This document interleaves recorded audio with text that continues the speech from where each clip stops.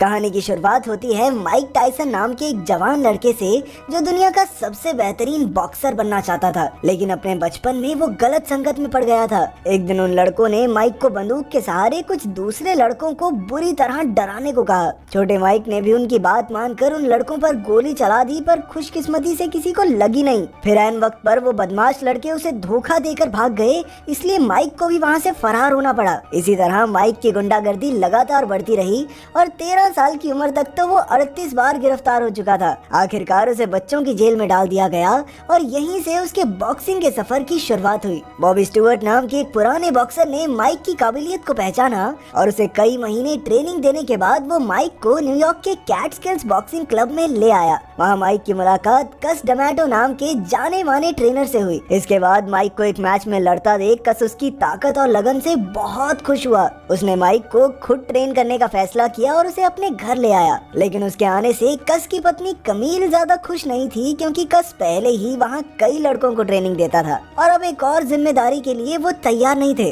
खैर, कस ने माइक को दुनिया का सबसे बेहतरीन बॉक्सर बनाने की ट्रेनिंग शुरू कर दी। एक दिन बेचारे 16 साल के माइक को पता चला कि उसकी माँ अब इस दुनिया में नहीं रही। फिर वो अपनी माँ के अंतिम संस्कार के लिए ब्रुकलिन पहुंचा, लेकिन वहाँ अंदर से टूट जाने के बावजूद भी उसने समय जाया नहीं किया और ट्रेनिंग के लिए समय पर न्यूयॉर्क लौट आया। उसने अपनी माँ की याद में घर के बाहर कबूतरों का एक घोंसला बनाया और इसी बहाने उनकी यादों को जिंदा रखा। फिर एक दिन कस ने आकर उसे हौसला देते हुए कहा कि एक सच्चा बॉक्सर वही है जो बिना अपनी भावनाओं के बारे में सोचे बस आगे बढ़ता रहे। इसके बाद उसने माइक को एक गोल्ड पिन दी जो उसे महान बॉक्सर मोहम्मद अली ने दी थी। इससे माइक में फिर से एक नया जोश भर गया और वो आने वाले मुकाबले के लिए जी तोड़ मेहनत करने लगा। इसके बाद हम देखते हैं कि 1982 के जूनियर ओलंपिक्स में माइक अपनी जिंदगी का पहला बड़ा मुकाबला लड़ने जा रहा था, लेकिन उसने सिर्फ 8 सेकंड्स में अपने ओपोनेंट को हराकर पूरी दुनिया को चौंका दिया। दूसरी ओर कस ने माइक को गोद लेने का फैसला किया था और हैरानी की बात तो ये थी कि कमील भी इसके लिए राजी हो गई, क्योंकि वो भी चाहती थी कि माइक हमेशा उनके साथ रहे। जब माइक न्यूयॉर्क लौटा तो उसे ये खबर सुनकर बेहद खुशी हुई। आखिरकार उसे भी कोई मिल गया था जिसे वो अपना परिवार कह सके। फिर अगले दिन कस ने उसे जिमी जेकब्स और बिल क्लेटन नाम के बॉक्सिंग मैनेजर्स से मिलवाया और कहा कि ये लोग उसके नंबर 1 तक पहुंचने के सफर में उसकी मदद करेंगे। लेकिन माइक के पहले मैच के बाद उसकी पुरानी गुंडागर्दी फिर से शुरू हो गई। अब वो ढंग से ट्रेनिंग भी नहीं करता था, इसलिए उसके ट्रेनर टेडी ने कस से इस बारे में बात की, लेकिन कस ने इस बारे में कुछ नहीं किया क्योंकि उसे माइक से काफी लगाव था। कुछ समय बाद टेडी की बहन ने उसे बताया कि माइक उस पर डोरे डाल रहा है और इससे टेडी बहुत गुस्से में आ गया। उसने उसी शाम माइक को उसके घर के बाहर रोककर उसके सर पर बंदूक रख दी और कहा कि आज के बाद माइक उसकी बहन के आसपास भी दिखा तो अंजाम अच्छा नहीं होगा। लेकिन माइक को तिनके भर का फर्क नहीं पड़ा और वो तो टेडी को देखकर मुस्कुरा दिया। इससे टेडी का पारा 7वें आसमान पर पहुंच गया और उसने हवा में गोली चलाकर उसे आखिरी चेतावनी दी। अगली सुबह माइक से झगड़े की वजह से वो फाइटर हाउस छोड़कर चला गया। इसके बाद कस ने केविन को माइक का नया ट्रेनर बनाया और धीरे धीरे माइक आने वाले सभी मुकाबले जीतता रहा। उसके हाथ में इतनी जान थी कि वो पहले ही राउंड में अपने ओपोनेंट्स को धूल चटा देता था और इसी वजह से लोगों ने माइक को आयरन माइक टायसन का खिताब दे दिया। धीरे धीरे वो काफी मशहूर हो गया, लेकिन कस की तबीयत काफी खराब रहने लगी। कुछ समय लगातार बीमार रहने के बाद आखिरकार कस चल बसा। माइक एक बड़े अरसे से कस को अपने पिता की तरह देखता था, तो उसकी मौत से उसे बहुत गहरा सदमा पहुंचा। लेकिन ऐसे मुश्किल समय में जिमी ने उसका मैनेजर बनकर उसका साथ दिया। इसके बाद हम देखते हैं 1986 की वर्ल्ड बॉक्सिंग हैवीवेट चैंपियनशिप में माइक का मुकाबला ट्रेवर बर्बिक नाम के खिलाड़ी से होने वाला था। इस मैच में माइक ने ट्रेवर की हड्डी पसली एक कर दी और सारे वर्ल्ड रिकॉर्ड तोड़ डाले। इस तरह वो सिर्फ 20 साल की उम्र में दुनिया का सबसे कम उम्र का चैंपियन बन गया। फिर एक दिन टीवी देखते हुए माइक को एक ऐड दिखी जिसमें रॉबिन गिवंस नाम की एक खूबसूरत मॉडल थी। माइक उसी पल से उसका दीवाना हो गया और उसने तो रॉबिन को फोन करके उसके साथ बाहर चलने को भी कहा। एक दिन रॉबिन उसका मुकाबला देखने आ पहुंची,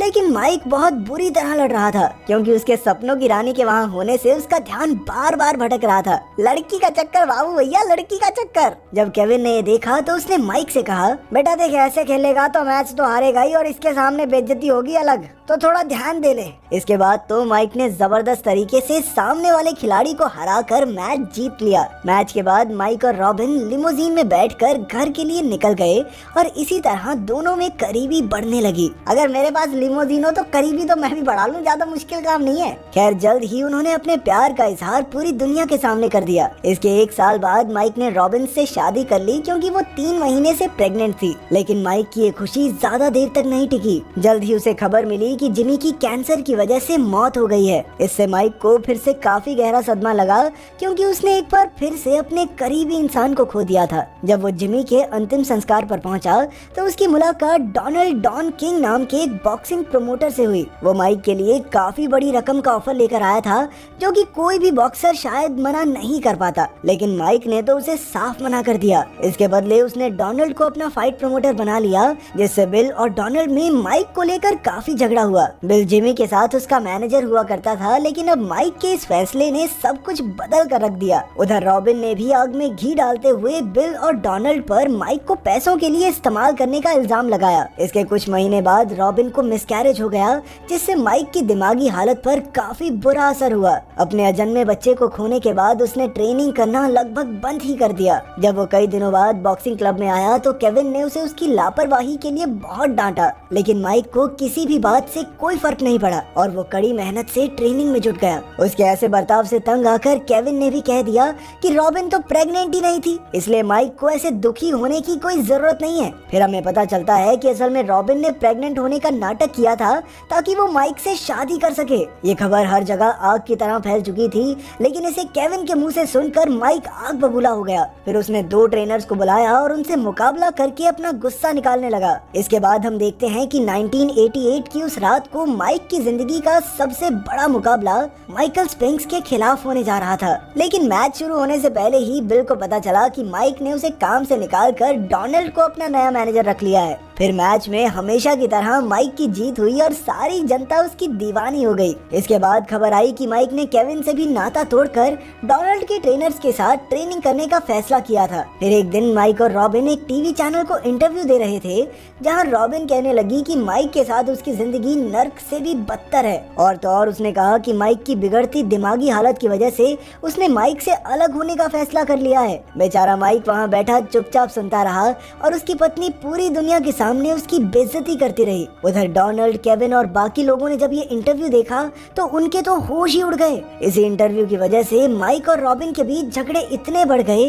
कि आखिरकार पुलिस को उनके घर आना पड़ा। जब पुलिस वहाँ आई तो माइक घर में तोड़फोड़ कर रहा था और इसके बाद रॉबिन और उसकी माँ अपना बोरिया बिस्तर बांध के उसके घर से निकल गए। इस घटना के कुछ दिन बाद माइक और डोनाल्ड ने देखा कि रॉबिन ने सबके सामने उस पर मारपीट करने का इल्जाम लगाया था। इस सब से माइक काफी परेशान हो गया और मन हल्का करने के लिए वो एक क्लब में पहुंचा जहां काफी लड़कियां उसके साथ समय बिताना चाहती थी। उसी समय एक पुराने खिलाड़ी ने वहां आकर माइक को बुरा भला कहना शुरू कर दिया और उसने रॉबिन की भी बेइज्जती की। गुस्से में माइक ने उसे 2-4 घुसंड दिया और उसकी अकल ठिकाने पर आ गई। इसके तुरंत बाद वो अपनी गाड़ी में बैठकर वहां से निकल गया। फिर 1 साल बाद 1990 में माइक का अगला मुकाबला बस्टर डगलस के खिलाफ होने वाला था, लेकिन अपनी निजी जिंदगी में उतार चढ़ाव की वजह से माइक अपनी जादुई काबिलियत खो चुका था। मुकाबले में बस्टर ने उसे काफी बुरी तरह पीटा, लेकिन माइक भी उसे नीचे गिराने में कामयाब रहा। बस्टर एक बार फिर उठ खड़ा हुआ और दुगनी ताकत से माइक पर वार करने लगा। आयरन माइक टाइसन की ऐसी बुरी हालत देखकर उसे चाहने वालों के दिल टूट गए।